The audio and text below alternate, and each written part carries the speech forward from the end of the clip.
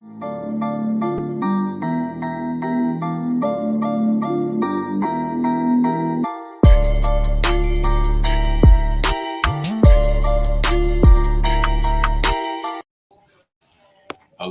it's Thursday night, and that means it's time for the 2-Minute Warning. I'm your host, Perry Busby, and 2-Minute Warning is brought to you by the West Side Gazette newspaper, one of South Florida's oldest African-American-owned newspapers. And joining me tonight is my co-host, the publisher of the West Side Gazette, Mr. Bobby Henry. We back to doing things the old way, where we're not next to each other, but it's for a good reason. How you doing, Bobby? I am terrific and getting better, Perry. We're not in South Florida today. We're up in Tampa at our family reunion. So we're coming to you live from the family reunion. Great. Thank you very much. Yeah. Mm-hmm. Okay, they welcome you into the family, huh? Oh, absolutely, man. And that family reunion thing with black folk, man, is show enough. Man, I'm telling you. Yeah, it means something. Yeah, it's always good to get with family, man. Yeah. So what we got going on tonight, man? Man, these days are going fast. In fact, did you know they just recorded? We just recorded the shortest day in history. That days are now getting shorter, not a true 24 hours. So when they say time is flying, I think time is flying for real on us now, man. Wait now, by whose perspective are the days shortened? This is the shortest day. By what standard are they doing that, man? It's by the atomic clocks, as well as what is it? I don't want to call it the lunar or the solar, but the solar clocks as well. And so what they found out recently was that we have had some short days, and usually that's when they say we got the leap a second. But for the first time, we had a day that was more than 1 millisecond short. And that means a lot. And so they're saying that could really mess up everything from our phones and everything that relies on the clock, because it's all based off of that atomic clock. And so if you have days now that are shorter, they are wondering what that may do. Wow. Yeah. Interesting stuff, man. Well, maybe we might not catch so much, a little bit. So, yeah. Okay. Yeah. But that was just a good thing to know. But man, we lots been going on. We almost getting ready for early voting, and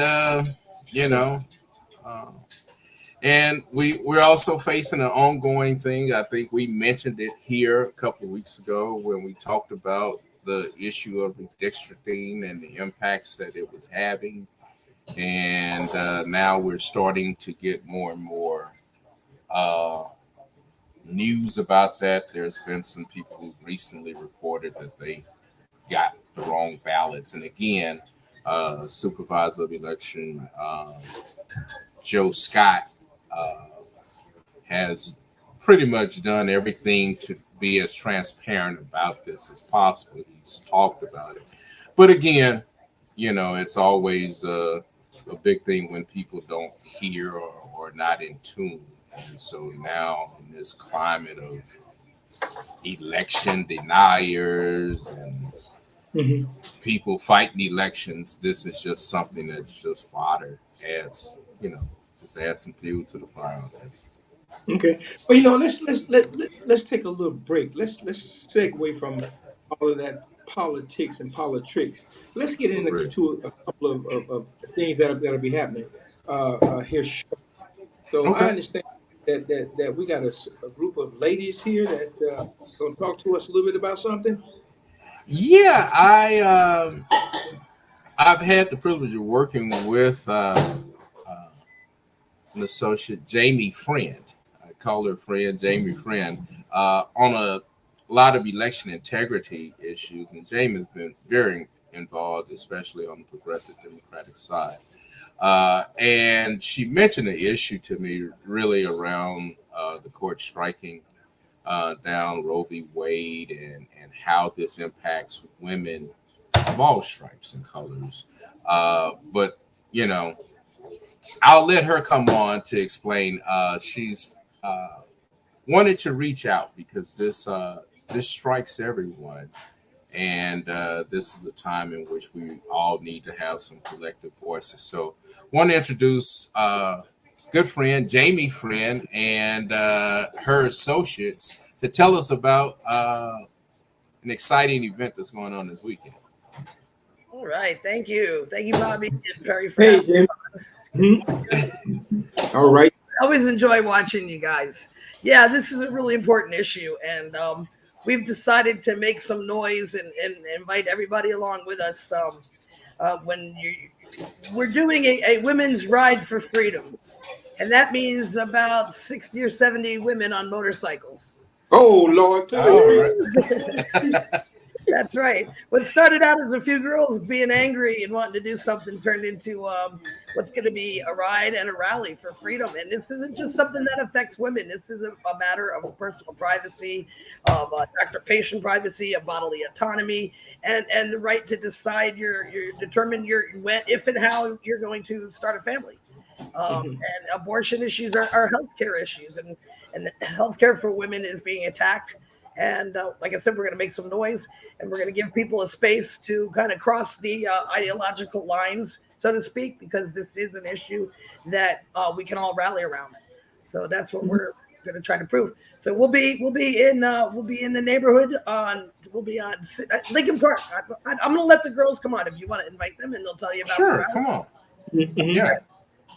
So joining me tonight is Peggy Jamie. And Peggy Jamie is the founder of the Litas in Fort Lauderdale, and she'll tell you a little bit about that. And then I've got Anastasia Robinson, who is working for Florida for All, which is an amazing organization that reaches like grassroots level. And I'll let you tell her about that. I'll let her tell you about that too. So I thank you guys for having me, and you can go ahead and ask away. Okay, well, tell us about the event. I know it's a rally, but I know Jamie mentioned something to me, and that was usually when you see these events, it's predominantly white in the crowd, but this issue affects, as she says, women of all stripes, and so she wanted to not just make an effort just to broaden the talk, but to be more inclusive. So can you all explain more about that approach and what that means to this rally? Well, what I'll do is I'll tie this into to Anastasia over here. So yeah, we've been having these women's rallies and protest marches in like downtown Fort Lauderdale, by the Bay, and by the Riverwalk. And we're, in my opinion, we've been preaching to the choir. It's a destination that people come to for a very specific reason. So we wanted to reach into a neighborhood and speak to people who maybe don't know about the issue, or passersby that we could, I don't know who's got the background noise. So we're trying to reach into the neighborhood that's not been represented at the past rallies. And I wanted to be on the ground level, not on some stage. I wanted people to be able to, come and go freely and to listen to the speakers and provide service information. And that's why we got in touch with Anastasia Robinson. So I'll let Anastasia tell you what we're going to be doing at the rally. And then I'll let Peggy tell you about what we're going to be doing at the ride. Yes. Hi, everyone, and thank you so much for having me. Basically, with Florida for All, we decided to join in with Jamie and the Litas because this is a cause that does affect everyone, no matter what race or gender. And especially for us Floridians here at Florida for All, we are here to work hard for hardworking Floridians. And we're just here to make sure that everyone is fully aware and informed of the options that they have regarding voting with the upcoming election, the candidates that we are here to support, as well as our partners, because this is a coalition of organizations. FLIC, SEIU, Florida Rising, Faith in Florida, Central Jobs with Justice, and Dream Defenders, just to name a few of them. So all of these organizations are coming together to make sure that we get the word out about not just this particular issue with body autonomy, but other issues that's necessary, by making sure we get out to vote. So we'll be out there representing, to show support, as well as making sure that that community gets involved. Okay. So let me just interrupt for just a second, please. So I guess we didn't really explain to you what's going to happen. Is that, and I'll let Peggy tell you how we started this. Is that we're meeting out at Cafe 27, which is a big truck stop and a magnet for bikers from all over the state. So we're meeting there at 2:30 in the afternoon for our motorcycle procession that will leave the Cafe 27 at 2:30, and we're going to end up at Lincoln Park on 6th Trunk and 19th Ave. For the rally. And at the rally, we're going to have speakers and entertainers and service providers, and we'll have food and snacks. And then afterwards, we're going to be having a party at Smitty's. So this is a full day event, and we're inviting everybody, not just to, you don't have to ride a motorcycle to join us. We are expecting about 60 or 70 bikes, but then we do expect to have cars and Jeeps following behind. And I'll let Peggy tell you more about the ride. Thank you. Hello, everyone. Thank you for having me. I'm part of the Leaders, and the Leaders is a collective of women that ride motorcycles. So we get together. We're actually international now, and we started our branch maybe 2 months ago, and we're up to 22 female riders. So when this happened, my friend Laura and I, my other co-founder, we wanted to do a ride. So we kind of wanted to piggyback on somebody else's event. Let's show up, all these women on bikes, and it would look, they'll see us. We're not weak people. We can make choices. We make our own choices, and we just don't fit everybody's mold. So I don't think everybody should be judged because of religion or politics. It's my body. And that's the bottom line. We wanted to go and show that we are here to fight for our freedom. So what started off as something, let's join somebody, kind of like snowball, something larger. And we reached out to Jamie because I know she does events and stuff. So we said, let's reach out to Jamie and see what she thinks. How can we get this going? Because we've never done an event. And it went to the point that we have girls riding down from Jacksonville.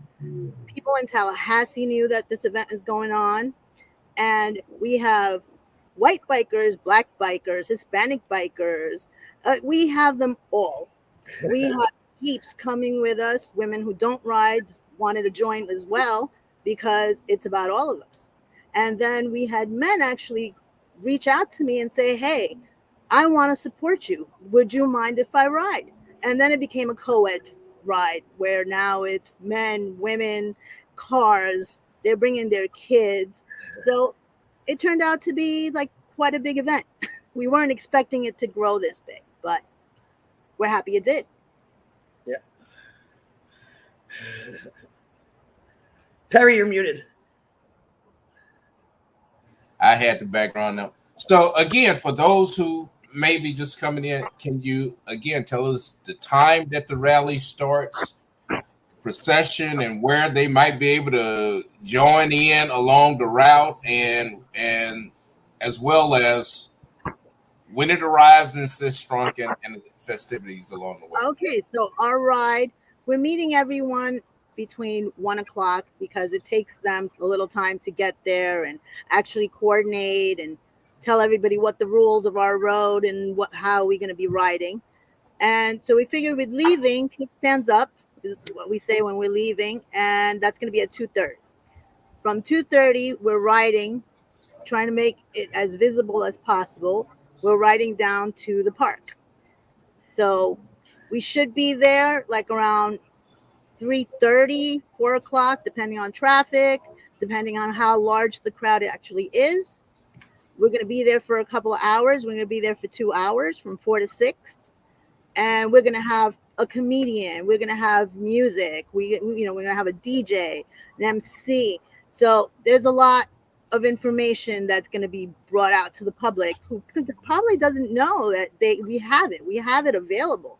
It's just you don't hear about it as often. It's not on the news every night. So that's what we're going to be doing. We have information for them there.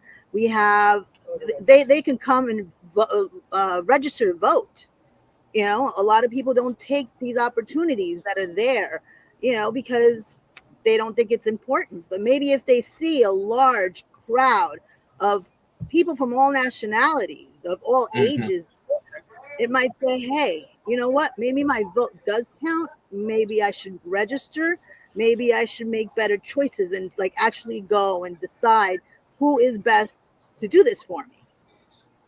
So that was our intention. And then with a group is going to go walking distance to Smitty's, and we're also having an after party at Lauder Ale, and so we're going to have a couple of vendors there, and there's food and beer, so everybody's welcome. Perry, you brought up a good point, and is that how people can join us along the route? First of all, we'd like to invite everybody to register. It's a $10 donation that will be going to benefit WRRAP, and that's the Women's Reproductive Rights Assistance Program, and they provide services and access to services for people who can't afford it or don't have that service provided in their state. So that organization will actually financially help people go and get reproductive services that they can't afford or can't access. So we would like people to register, and you can register at the Women's Ride and Rally for Freedom. But you could also join us along the way. If somebody can't make it all the way out to 27 and they want to ride along in the procession, which should be incredibly impressive. I mean, if you think about it, 60 or 70 women on motorcycles, definitely going to catch attention, right? We want the attention of everybody. So we're going to be taking State Road 84 all the way east. From all the way out at US 27, we're going to go 84 all the way east to US 1, I believe, and then north to Broward, and then west to Lincoln Park, which is, again, is at 6th Trunk and 18th Ave. And then everybody's welcome to join us. It's from 4 to 6, and it'll be a nice place to actually talk about things of substance with people who have other perspectives than yourself, and in a neighborhood that could use, a little traffic maybe. Okay. Really, thank you for letting us talk about this. Absolutely. Yeah. And can we put up the flyer again, just so people can really like the flyer? Yeah. Yeah, I think she makes a statement right there. What do you think? Right.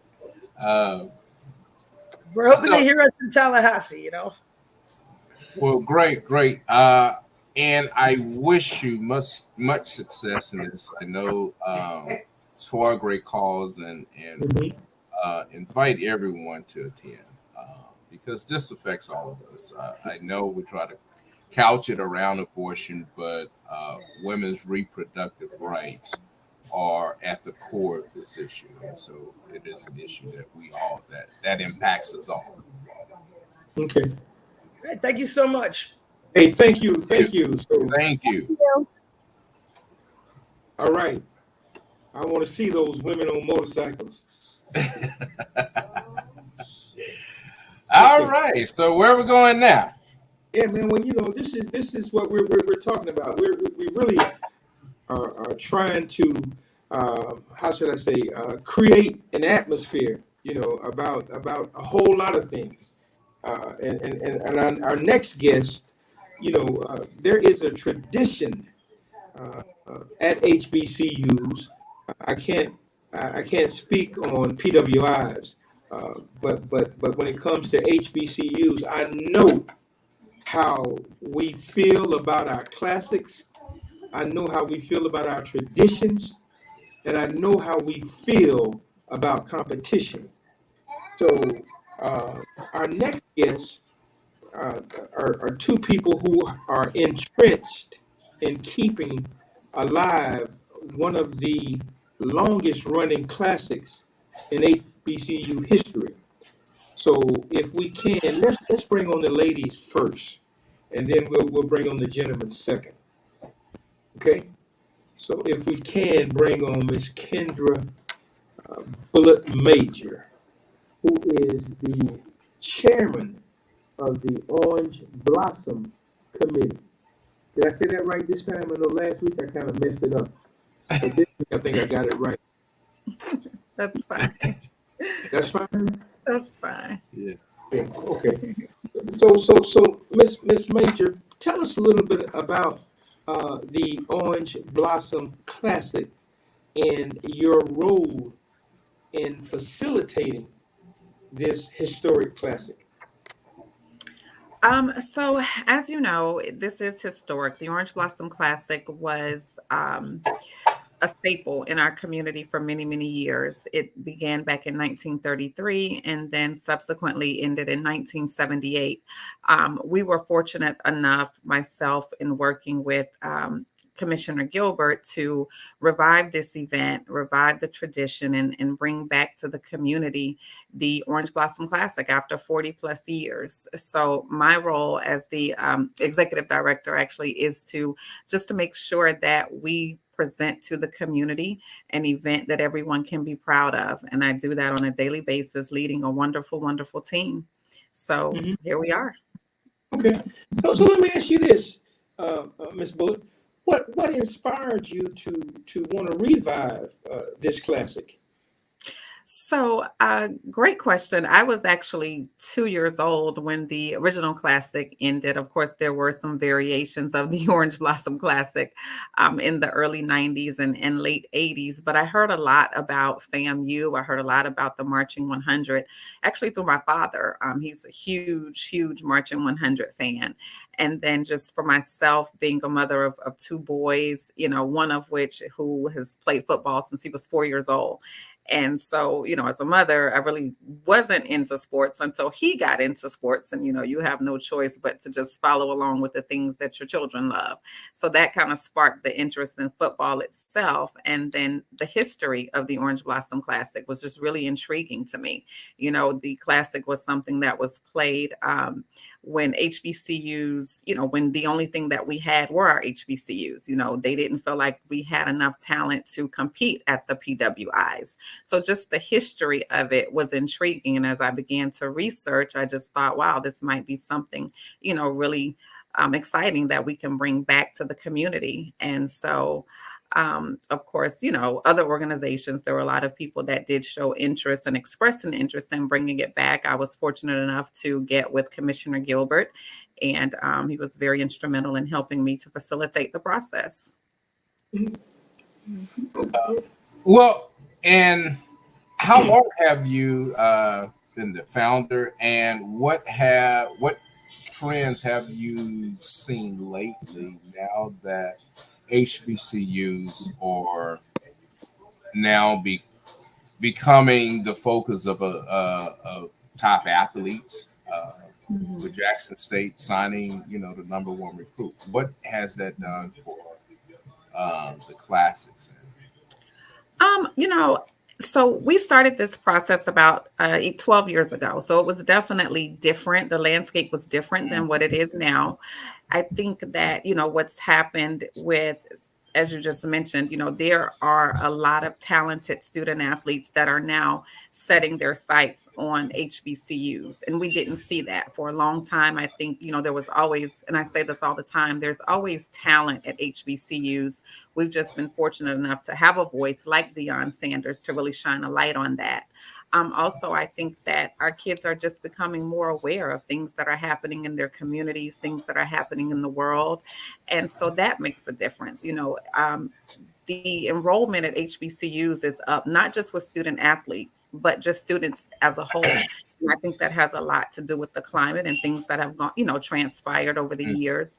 But I do believe, as far as how things have changed, sometimes I've always said it just takes that one. And as you mentioned, Deion Sanders was successful in recruiting a 5-star, athlete away from a lot of PWIs that really wanted him. So that makes a difference. That makes others take notice. And then, of course, we know NIL has made a huge difference, because now, it does level the playing field, so to speak. It's not just students at PWIs that can now, receive benefits off of their name, image, and likeness. And so as long as I think we keep HBCUs, as long as we keep those football programs in games like this that actually bring national awareness, I think it makes a huge difference for our student athletes, where they'll have that platform and then brands will take notice and want to bring those athletes on to represent them. Since you mentioned FAMU and you mentioned some quality stuff, let me just see if I can back my camera up a little bit and just, can you see that right there? I can. So with that, let me bring on this. It look like Prairie View colors. Yo, Wait a minute. HBCUs believe in rivalry, And let's bring on this young man, Commissioner Oliver G. Gilbert. Commissioner, you know something about FAMU and the orange and green, and you know something about the purple and gold. You know something about the Orange Blossom Classic. So come on in, man, and tell us a little bit about your role in this whole activity, if you will.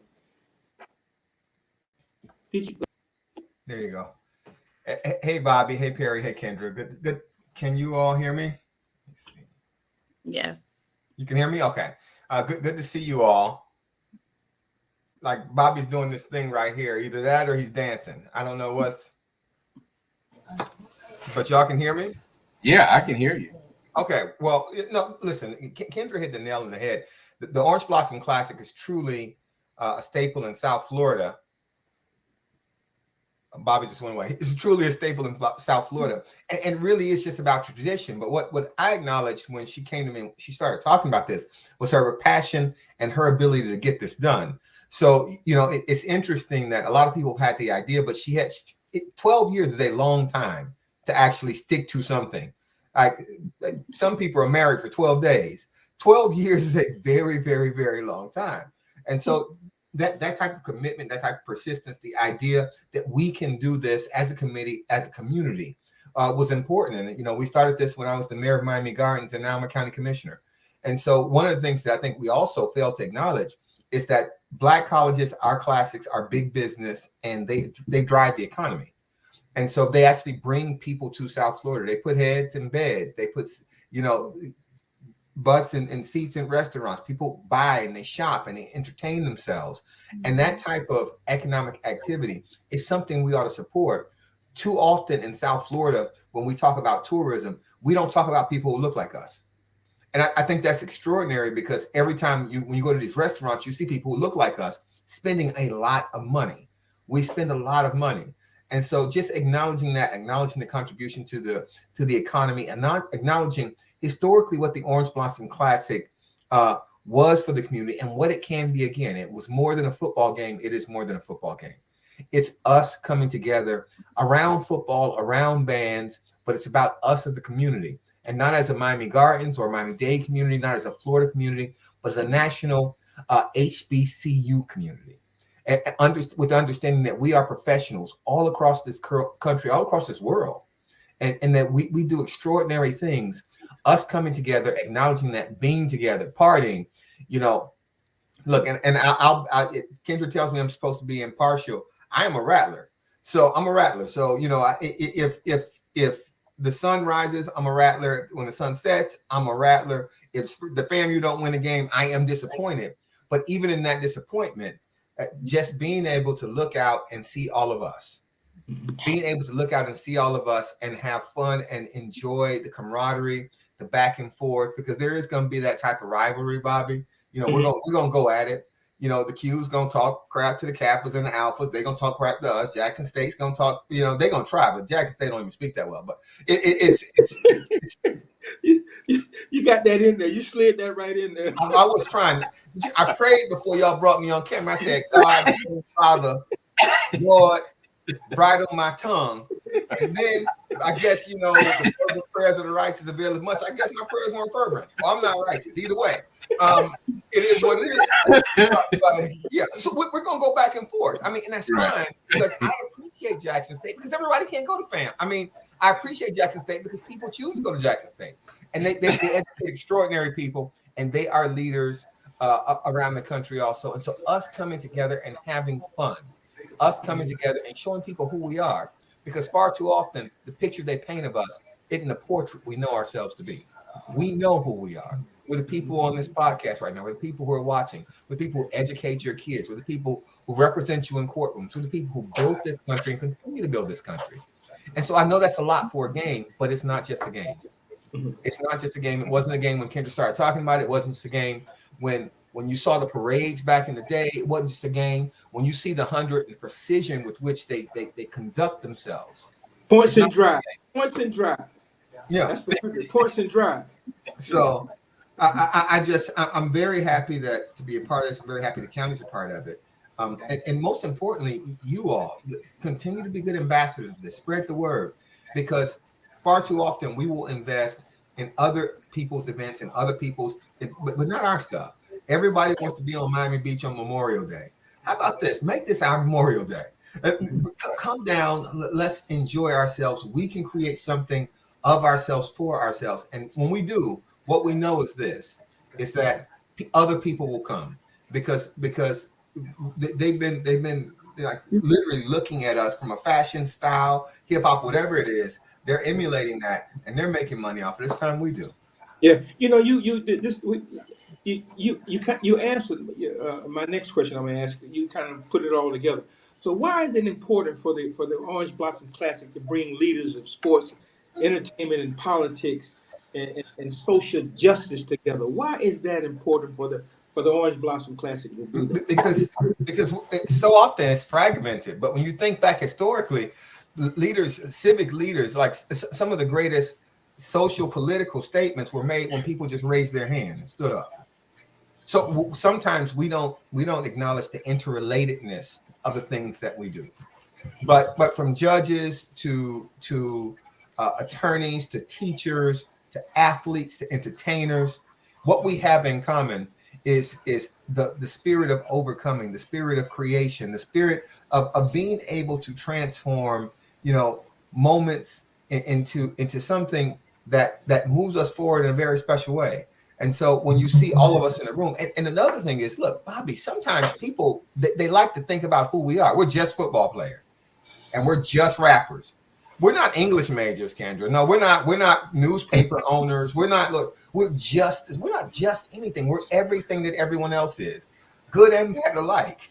We're everything. So seeing that room, like at the luncheon, when you see the room and you're walking from people who at the table for people who won Grammys and Academy Awards, and you're walking to people who starred at football and basketball, and then you walk into a prominent elected official, and then you have lawyers, and you have educators.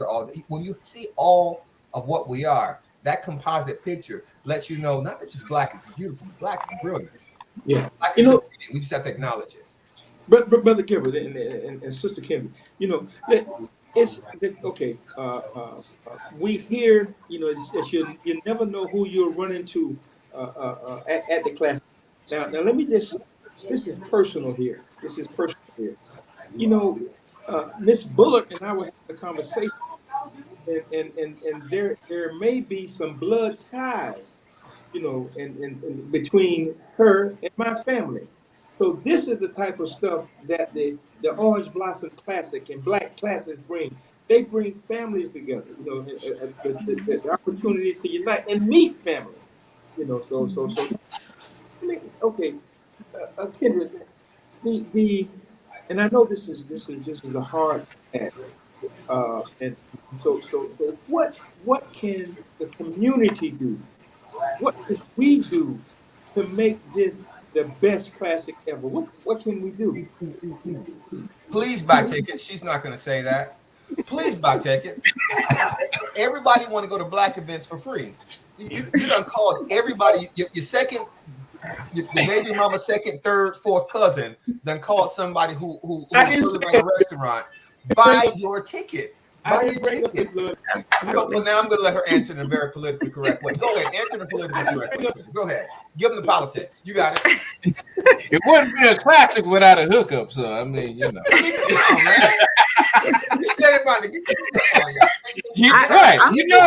man. Get out of my inbox. I'm not giving you a ticket. I don't have any tickets. I'm good. I ain't got no tickets. I know. what he said. I totally agree. So yeah, yeah, that is it. Support. Buy tickets to the game, buy tickets to the ancillary events, and spread the word. I think everybody has the opportunity to be an ambassador for this event. Like Commissioner said, it is our game. It's an our event. It's for our community. So through ticket sales, through spreading the word, definitely the community can help. Yeah. Now we're going to do our part. This is only the beginning. And I see that Mr. Demetrius Rawls is out there and some other HBCU families out there. So we're going to create some energy. We're going to have some trash talking. We're going to invite alumni from both schools. And we might even invite some Bethune-Cookman people to come on the show. But we're going to create this energy. We're going to create this energy. So let's do this. Perry, you got a question before I go on this next question? Go ahead. Okay. I want each of you to finish this statement. All right. I want you to finish this statement. Okay. The Orange Blossom Classic is the celebration of. Ms. Bullock, we'll go with you first. Excellence, Black excellence. Mm-hmm.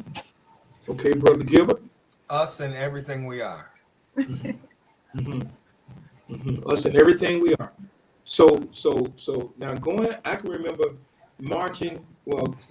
going down to Miami, Liberty City, and seeing the 100 march, Points and Drive, to so much so that the community came out and supported and those black businesses along the way reap benefits as well.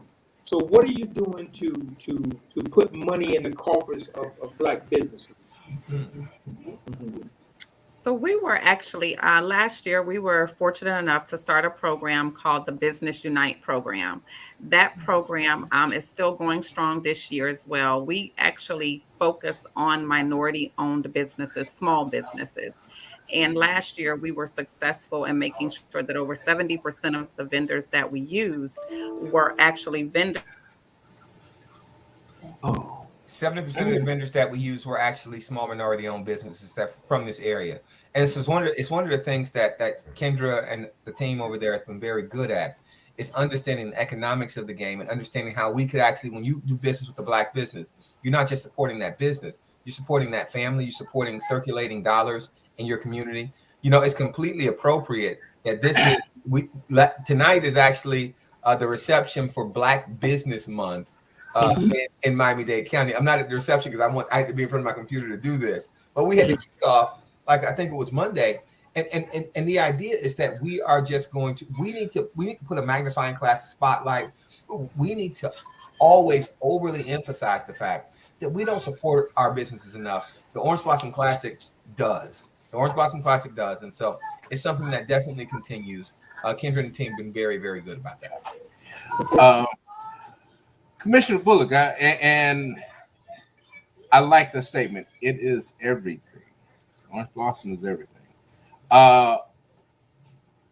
Building on this success, what is one of the goals that you hope to attain? Right now, maybe you don't see it, but one of the things you'd like to have the Orange Blossom be the one that we started this thing, or yeah. Somebody said the Orange Blossom should be the biggest classic. I think the Orange Blossom needs to be bigger than any bowl game, and I think it can, because I think that if we just get behind it, ESPN is going to keep on increasing our viewership. If we just get behind it, advertisers are going to keep on showing up. They're going to be willing to pay more if we just get behind it. Listen, we need to always understand and appreciate what our traditions are and what our foundations are.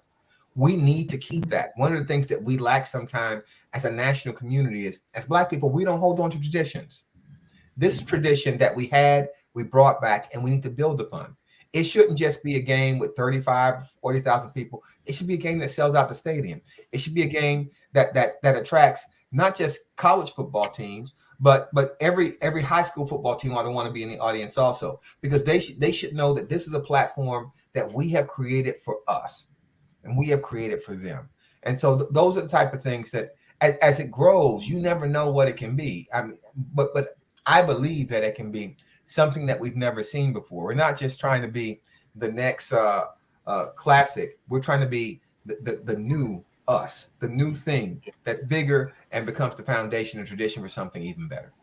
And that in turn will have an impact on the community, on Miami Gordon's community. Absolutely. And what are you seeing in terms of that partnership helping to? I mean, this is part of it. The fact that we're on you all's podcast, the fact that, you know, we're getting local coverage, the fact that people are coming around the country, you see it building. Sometimes I think that we lack patience, though, and for better or worse, we are often our own biggest critics. You know, I tell the story all the time that people will do stuff. When I was mayor of Miami Gardens, they would do stuff in Miami Gardens that they wouldn't dare do in Aventura. And by the same token, we will find the one thing that's wrong, and we'll talk about that thing, even though the vast majority of things were done well. Be a good ambassador. Besides buying a ticket, be a good ambassador. Be a good ambassador, and what that means is talk about how you enjoyed yourself. Come with the spirit that you want to enjoy yourself, and then enjoy yourself. I know that we can build brands. I helped build the Jazz in the Gardens brand. And part of it was just having people talk about it. Word of mouth is still the best advertisement. But word of mouth now takes the form of Instagram and Twitter and Facebook, because that's you telling your folks. And so I can appreciate that. I just want you to tell them how wonderful it is, so they come back next year and they bring other people. It's not just a game. It's not just the battle of the bands. It's the parties. It's the atmosphere. It's the camaraderie. It's us enjoying us. And it's a long weekend in Miami-Dade County. So we got this. Okay. And speaking of those game changers, that type of atmosphere, Miss Major, what are some of the other activities, the draw cards, the other heart pumping stuff that's going on that we need to know about, and we need to continue to talk about it and build this thing up? So we start off, I mean, we have something for everyone. We've got Thursday, we have our golf tournament. If you love golf, that's at the Miami Lakes. The commissioner's smiling because he won the golf tournament last year. So we start off with that. We have, Friday, our welcome reception and luncheon that's hosted by the vice chairman. We have a lot of information, a lot of celebrities there. We've got, Lettucey, who's opening up for that. We are honoring Congresswoman Wilson. We're honoring Diana Williams. So we'll have a lot of individuals. That's something that is actually what we use as our scholarship fundraising opportunity. So that is definitely critical in supporting the vice chair's welcome reception and luncheon. And then on Friday night, we always make sure that we have some nightlife. So we're opening up, our first opening night party is at the Sport of Kings at the Gulfstream. And that will take place. I think it's a denim theme. So that starts at 10 p.m. And then Saturday night, of course, like you said before, you can't have a classic without the bands. So Saturday night, we have the Battle of the Bands. That's down at the Watsco Center. And we're not just showcasing our college bands, but we have some of the best high school bands that'll be showcased there as well. And so we have bands from Palm Beach, we have bands from Broward County, and bands from Miami-Dade County. So we've kind of got the battle of the 561, 954, and the 305 going on Saturday night. And then Sunday, we come back for the game itself. We start our Fan Fest. And of course, we do have representation from District 1. Miami Carroll City is a part of the Battle of the Bands. So we come back on Sunday for our Fan Fest, which opens up at 11 a.m. So we'll have Pepsi that'll activate our sound stage. So we'll have some performances there. And then at 3 p.m., we kick off. Mm-hmm. This is atmosphere. This is Black at its best. This is HBC. Yep. Okay, Miss Major. Mm-hmm. Okay, you mentioned the high school bands. Mm-hmm. Are there any activities specifically generated for young folk to get that that classic feeling in their bloods? Is there anything, what activities do you have for specifically? So specifically for our younger students, we have on Friday, we're putting together a symposium. As you had mentioned before, how do we bridge sports, entertainment, politics, and social justice? So we have a program this year that we're starting called the My Platform, My Voice, and it is geared towards college students as well as high school students. So they'll have an opportunity to actually hear from individuals who are in the sports industry, who are in the entertainment industry, and they're actually using their platform and their voice to make a difference in their community. So that is taking place at St. Thomas University, and that's for high school students, and registration is open for that on our website. So yes, and then what that does also, because we do have our student athletes from both universities that will be a part of that. And then we also have some of our band members, so they get to mingle with those students. And then of course, join us on Saturday for the Battle of the Bands.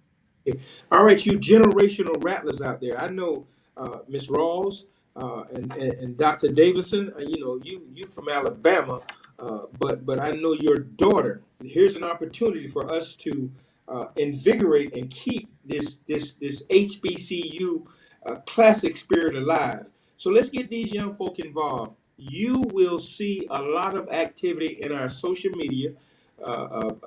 Lipcomb, I need you. Bernard, I need you. JP, I need you. Randy Corinthian, I need you. I need all of y'all who marched in the 100, and Brother Black from Jackson State. You can bring in that old rusty horn of yours. We need everybody. We need everybody to get involved. And yeah, buy a ticket. Sponsor some young folk. Get some young folk involved. I took 20 young people to the game last year. So let's buy some tickets and get them involved. Speaking of buying tickets, how can we get some tickets? I mean, not the hookup. How can they buy tickets? Where? OrangeBlossomClassic.com/tickets. Let's do this. Miss Ariel, can you put that video up, please? It is the remix. Are you ready for this? The 2022 Orange Blossom Classic. Jackson State University, Florida A&M University. It's the hottest football game of the year. Experience the remix on Labor Day weekend. The sonic boom of the South and the world famous Marching 100, shutting it down. Watch the game in style with premium style seating. And yes, tickets are on sale now. Oh. Okay, were you did? Man, I'm ready to go now. Peer review. You from peer? You can't. No. So again, we want to make sure that we emphasize. In order for us to move this thing forward, it's going to take all of us. Okay, it's going to take all of us, and in doing that, Brother Gilbert, it might mean, well, it will mean reaching down and pulling some folk along, and that may mean okay, not the hookup, but come on now, let's see what we can do. How can we make this truly a community event to include everybody? Mm-hmm. So Perry, unmute yourself. We're not going to talk about that lesser A&M school, but okay.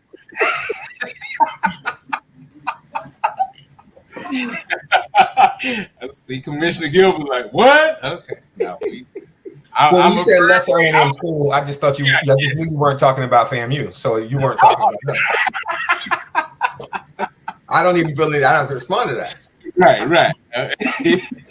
Now I'm a proud Prairie View A&M Panther, but really had a chance to live in Tallahassee for a while and really get a chance to know the tradition of FAMU, and being from a fellow HBCU that is on the hill as well, feel right at home, and so very much looking forward to this. Did want to ask another question about the classics here. How many classics are there here in Florida?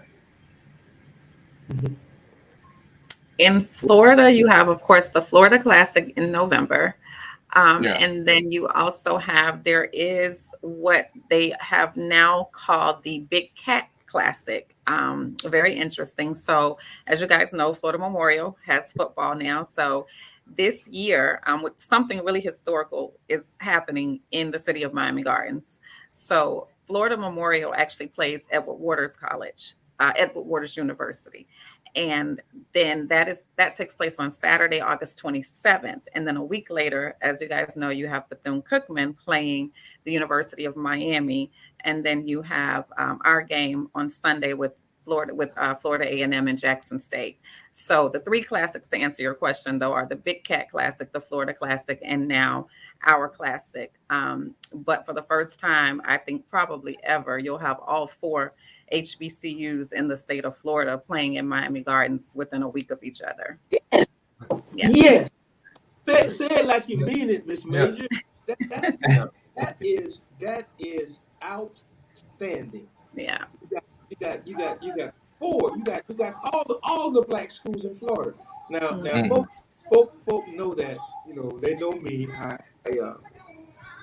try to make my rounds at the HBCUs in the state of Florida. I didn't make the orders, but Bethune-Cookman, Florida A&M, and my degree is from Florida Memorial University. So yeah, and I marched in the 100. So that's that. Oh, David Wright asked this question: what about the tailgating festivities before the game? What's happening with that?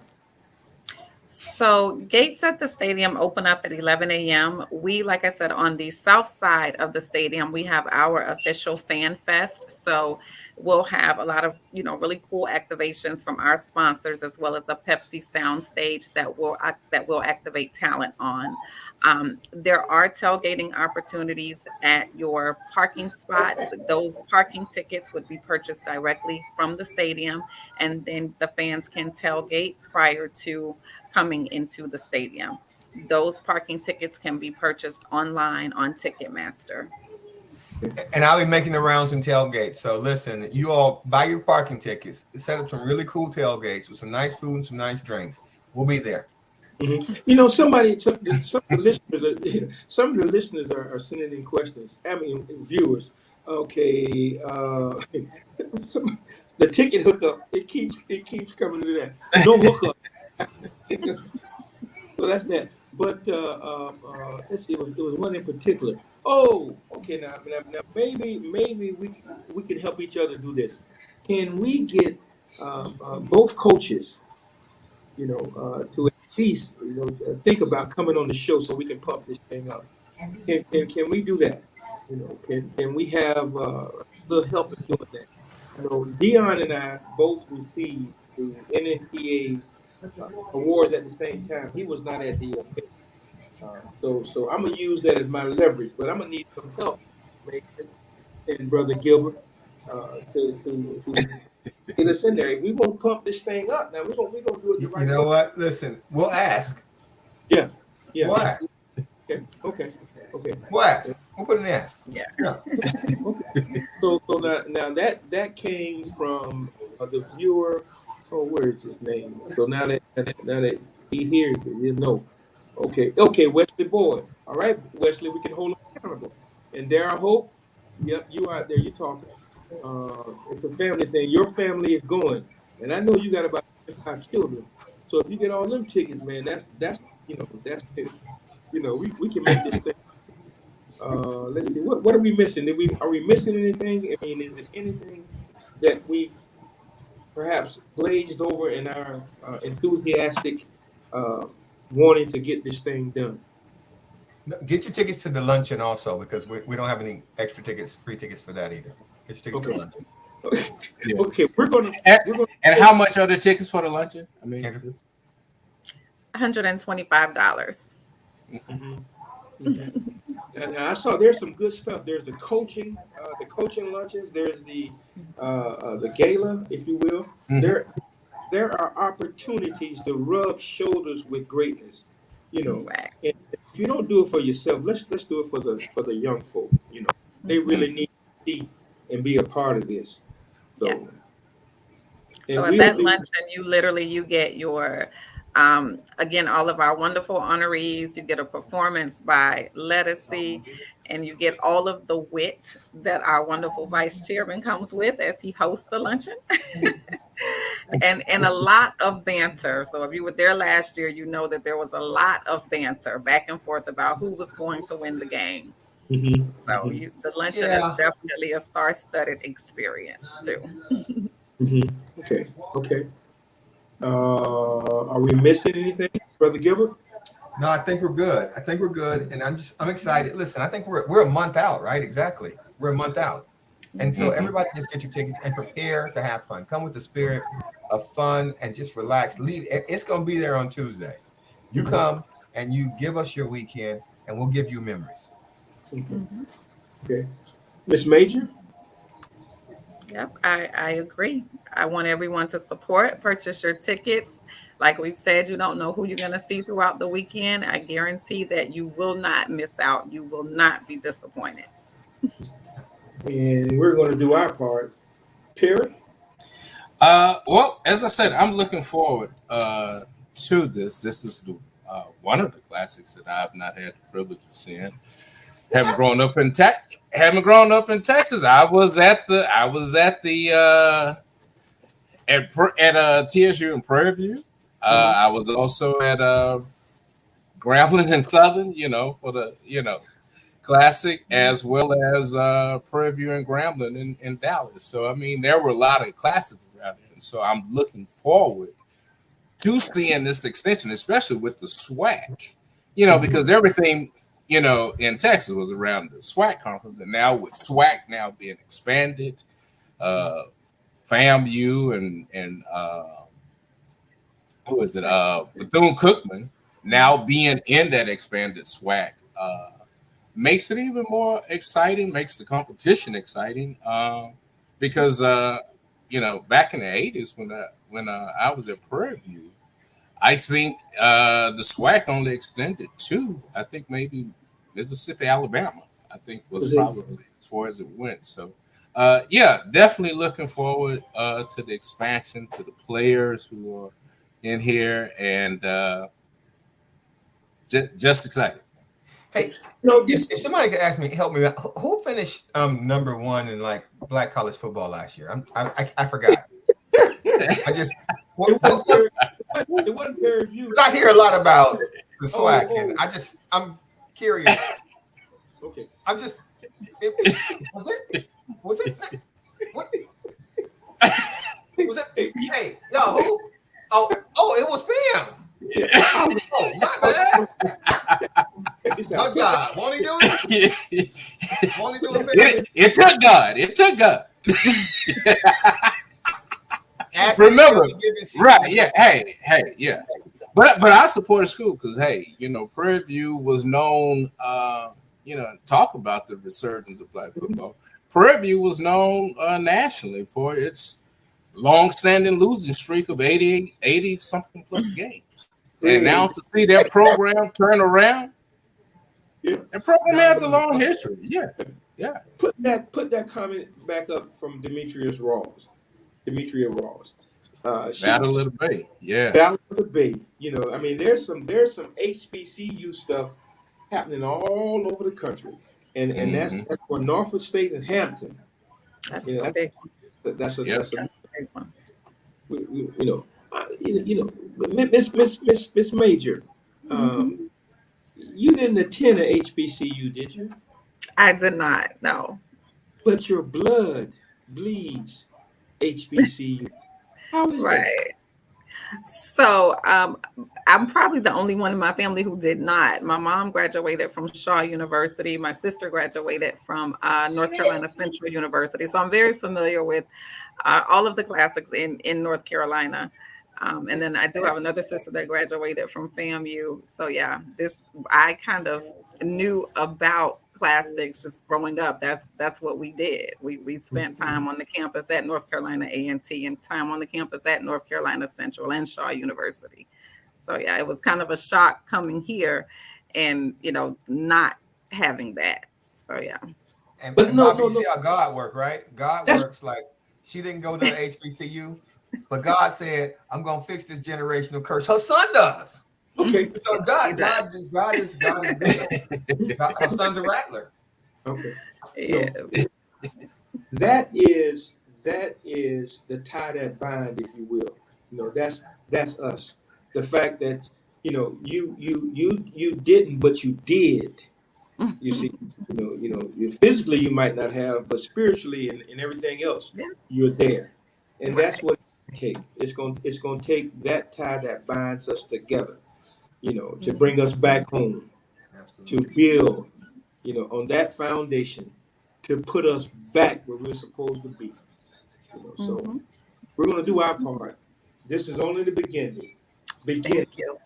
Thank So you. this is it. We'll have something going on, so we can create that synergy, and prayerfully, Brother Gilbert, you have something to talk about, and Sister Major, you'll be calling on us next year to do it again.